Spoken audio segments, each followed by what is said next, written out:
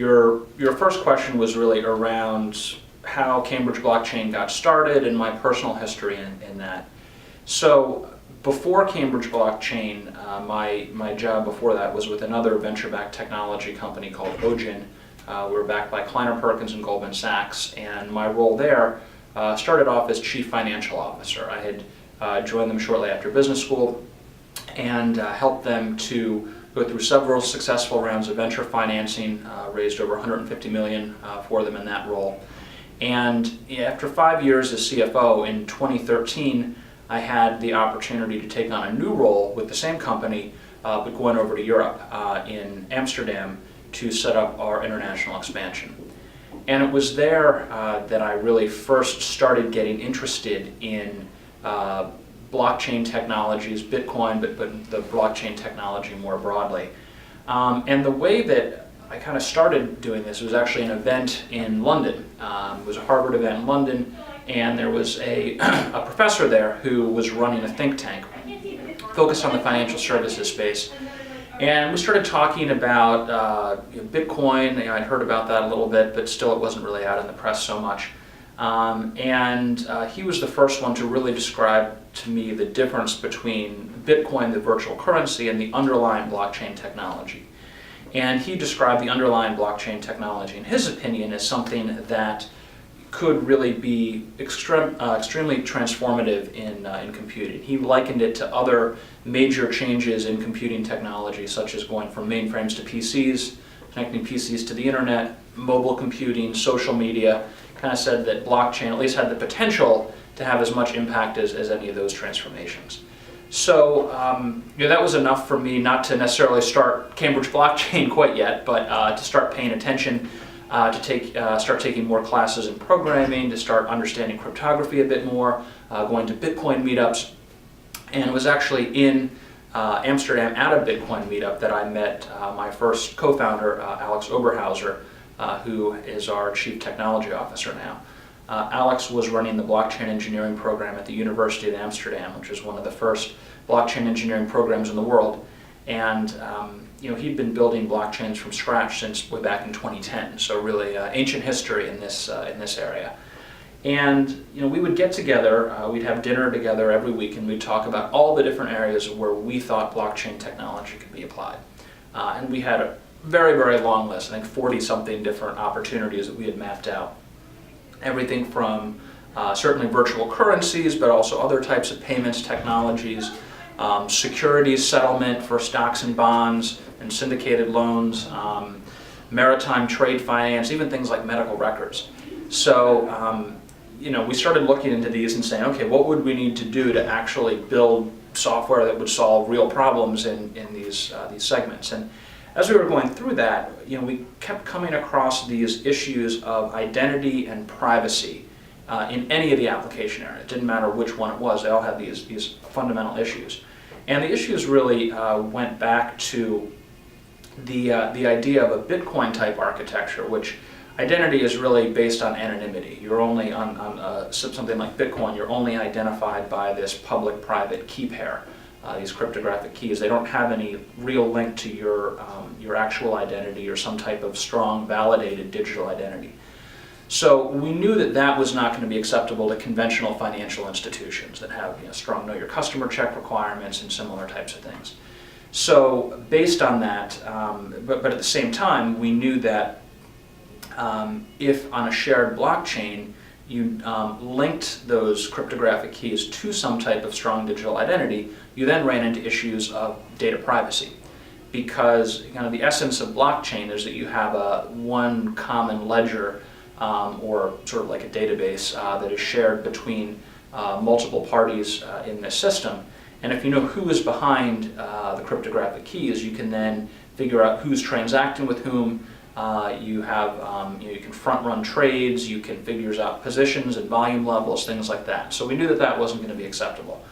The reason we founded Cambridge Blockchain was really to kind of solve that problem generally. We thought that was something that was really critical to get solved for the blockchain space generally. And we set up here at the CIC, very close to the MIT Media Lab actually, because there's a lot of good work that we saw being done at the Media Lab. It was very closely aligned with the way we saw the world and the way we thought things should be going. Someone with more of a research background that has some compelling discoveries and inventions, findings, can determine what the business opportunity is for that. Well, I mean, at a very practical level, I think there's a lot of good resources around here. So the the MIT Entrepreneurship Forum, MIT Enterprise Forum of Cambridge runs a class called Art of the Start. You can go there. I was one of the teachers for one of the sessions a few years back. You go through and you've got a book and you work through a number of things where you have people that guide and mentor you on exactly how to validate your business plan, how to put together all the different components of your team and financing and validating the market and how much you could charge for it and everything else. Sure. Thinking about the customer problem first, and then thinking about what the technologies could be used to support that, and really start from that. I think what's probably a little bit common with the way I approach blockchain technology and what some of these other research scientists, for example, might be coming at this issue, is that we were really starting with a compelling technology. We knew blockchain worked in Bitcoin. We had some hypotheses about how that could work in a number of different areas. As mentioned, had 40-some different areas that we started with. We had a big Excel sheet with all of these different things. And it was really in finding out kind of the commonalities between those different use cases that we were ultimately able to figure out something that could really be a compelling differentiator, and then really narrow our focus down and actually pivot a few times in terms of what our precise product is and how it will be deployed in the market. I think for some type of research scientists, it's much more of a clear path. So if you're doing something that might be related to drug discovery, it's a much more clear path of what are the different application areas that this might have. There's a much more readily understood process by which a pharmaceutical might be evaluated and tested and so forth than for some other type of technology that is a little more open-ended. But ultimately, I think a lot of it is about being in the right community, about finding good co-founders that are really great complements to you. I think my two co-founders, Alok Bhargava and Alex Oberhauser, COO and CTO respectively, are phenomenal. So we started out in this blockchain technology space. We knew blockchain had a lot of potential that you could even read in the press about things like reducing the settlement time for stocks and bonds from 3 days down to same day. That seemed like a big problem. We could quantify that. We could look at how this technology would be used. And we knew that these issues around identity and privacy were really going to be critical. No hedge fund was going to want to have their trades settled in a way that made their trades visible potentially to competitors. So that was kind of the problem we started. We started thinking about how to build a digital identity application to enable other types of blockchain things like security settlement. Over time, as we started getting into that, I think we built something that was valid, that could in fact solve that problem. But as we looked at it, it seemed like we didn't want to, as an early stage company, have our revenues be dependent on another early stage technology. The first kind of V1 of the business plan was, blockchain security settlement is going to just take off, and we'll provide this identity technology that's a good complement for it and is in fact needed to really unlock its potential. But as we got into it, there were a lot of issues with that, and we figured out that through a program called the New York FinTech Innovation Lab, that we could have a much faster path to revenue by taking what we built and positioning it more as a standalone digital identity product to streamline the customer onboarding process. Things like the Know Your Customer checks, anti-money laundering, tax compliance, things like that. That had the advantage of not being dependent on some other early stage technology that no one knew exactly how fast it was going to take off. One of the challenges that we had there was our first kind of V2 of the business plan we had a plan to basically use our technology to enable banks to share customer diligence between financial institutions, which, for something like a hedge fund, a hedge fund, banks spend enormous amounts on the Know Your Customer check process. It can be $15,000, even up to $50,000. And these hedge funds typically have accounts with multiple different banks. So it was natural to think, hey, there's a lot of money on the table here, that if you can streamline this process and have each hedge fund go through a Know Your Customer process once as opposed to multiple times, that could really add a lot of value. And it could, in principle. The challenge that we faced there was that these financial institutions, to market it like that, you have to get a group of different financial institutions to work together. And we figured out pretty quickly that it's extremely hard even just to sell to one bank, much less to try to sell to some consortium of 6+ banks, where basically the joint decision-making process moves as fast as the slowest bank, if not slower, because of the coordination difficulties. So since then, we have now focused even further, kind of V3 of our product, where we're getting a lot of good traction, focusing on still the Know Your Customer process, the onboarding process, but between different country divisions of the same bank. So for example, we're working with a large European bank. Their problem that they have is with customers that, their customers, corporate customers, who have accounts in multiple countries. They've got about 20,000 customers that have accounts in multiple countries, and today it's just an extremely painful process for that customer from Europe to open an account, say, in the United States. And a lot of it has to do with data privacy rules. Data privacy rules in Europe are very, very stringent, very difficult for one part of a bank to share customer data with another part, and a lot of the reason that this takes 3 or 4 months today to onboard customers, even within the different divisions of the same bank, is because those data privacy rules really limit the ability to transfer personal information about that customer. So our solution is really focused on streamlining that issue for them. So Cambridge Blockchain is an enterprise software company, and we focus on streamlining digital identity for financial institutions. With some very stringent data privacy rules, especially in Europe. They have some really very strict interpretations of data privacy, and the potential penalties can be quite big, up to 4% of worldwide revenue in some cases starting next year. So that's a big thing, compliance with these new laws. But ultimately what it enables is for customers of a financial institution to be able to, in a very streamlined, seamless way, get new products and services. That could be from different divisions of the same financial institution. It could be with other partner institutions, like if they have an account with a bank and they want to get some insurance product, being able to do that in a seamless way, onboard in a seamless way, be able to get information about products that are really tailored to their needs. So ultimately at the core of it is really around dealing with personal data. And when we've started, we thought we were sort of a Know Your Customer company or an onboarding company, but really we're focused much more these days on an information architecture to deal with personal data about customers, and being able to share that data, being able to securely store that data, being able to validate identity attributes about a particular customer. And that can be used to facilitate an onboarding process or a Know Your Customer process. But ultimately the core thing and what our value proposition is really around is about just better ways to share personal data that may be very difficult to share with conventional information.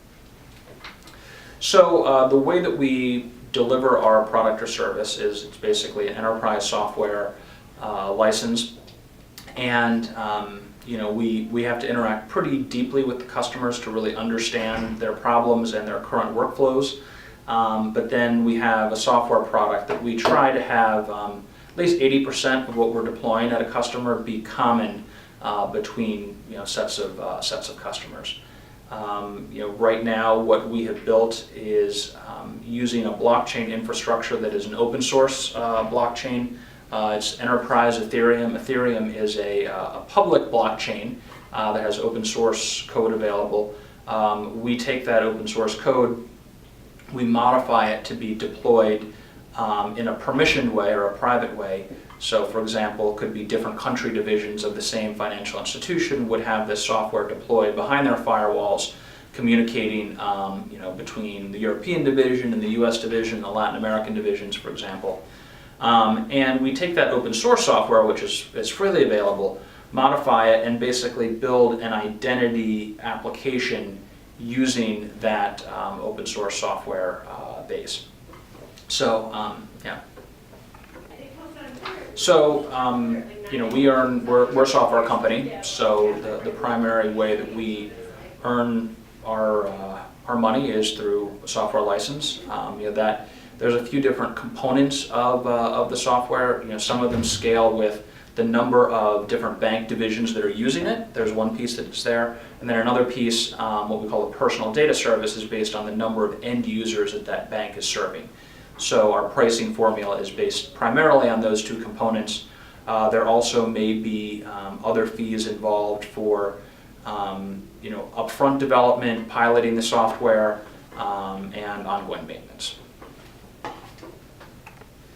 Yeah, so the way that we achieve product market fit, I think we had this broad conceptual view, which was not really particularly unique to us. I mean, there was also others at the MIT Media Lab and other companies around the world that had this basic idea of a blockchain-based identity architecture whereby the personal data about a customer is stored securely off-chain, in some type of secure location, can be transmitted to trusted parties, parties where they're doing business, and using some type of a blockchain to record attestations about that identity.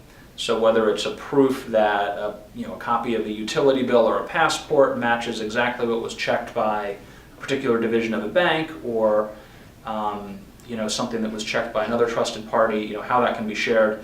The basic framework that we had for that, we had done some novel thinking of that, but there were others thinking in that same direction. I think what has really differentiated us has been really in choosing where that fairly broad identity technology should be deployed, and a lot of that has been really through the sales process, trying to think through where can we actually make a sale in a short period of time. As we look at going from sort of the V2 of our business plan to V3, one of the biggest things was we don't want to be in the business of building consortiums of banks. We want to try to figure out ways to sell to one customer. That's going to be hard enough. So that was kind of one focus. And then as we've specifically developed the product from there, a lot of the choices about our architecture have been guided by really getting into those customer requirements. So how is this going to be hosted? Really doing this to enterprise-grade security standards. Really engaging very deeply with regulators, both regulators on things like the Know Your Customer process, anti-money laundering, but also regulators around data privacy. And I think where our technology really is set apart from others is this concept of privacy by design, where you have, you're really building in specific functional requirements for the software based on, in this case, European legislations around data privacy. That has been, perhaps one of the biggest areas where we've been able to differentiate ourselves. We're a team of 6 right now, and we do our development today here at the CIC in Cambridge. We do anticipate, we have occasionally used outside service providers, and we do anticipate continuing to do that, specifically in areas that are easy to kind of separately manage. So things like security testing, that's a good example of something that we certainly do a lot of that ourselves, but having external supplemental resources that can do pen testing of our software is something that makes sense, and you can do without having people necessarily needing to be in the same building. Yeah, I think we're definitely being very thoughtful in terms of how we scale and what market segments we go after. We've started in the financial services space, and looking at sharing personal information about end users in a way that complies with data privacy rules. And as we've defined that, originally we were thinking, okay, we sell to banks, but later we've kind of revised that a bit to say, okay, well, it's not all banks, it's really banks that have a particular type of problem with sharing customer data. And in fact, there's plenty of other financial institutions. We're doing some things with a pension firm and insurance company that have similar ways of sharing data. So I think you have to think very carefully about how you actually define the market segments, and oftentimes you'll need to go through a few different revisions of that. Fundamentally, our technology can be applied in many different areas. For example, we've had plenty of interest about using our technology for sharing of medical records, where instead of using it for a customer to buy financial products and services from different financial institutions, you could use it as a way to store medical records about a customer from different hospitals and healthcare providers. Something that's really customer controlled, mobile, portable, but you can have complete certainty in the validity of all the data that's being stored.